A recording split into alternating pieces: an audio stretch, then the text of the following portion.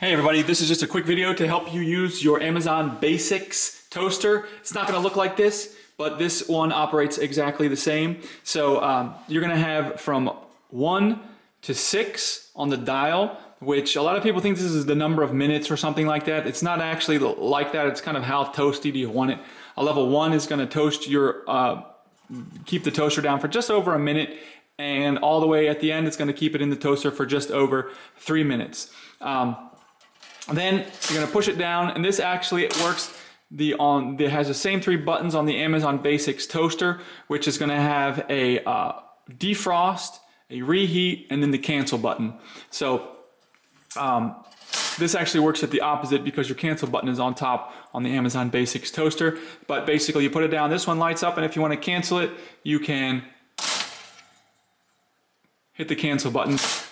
Or if you want to either, while it's toasting, you want to put it in the defrost mode, and you hit the defrost button, or in the you can hit the reheat button while it is down. So anyways, you can either reheat, you can defrost, or you can do normal toasting and adjust the amount of toastiness on your Amazon Basics toaster.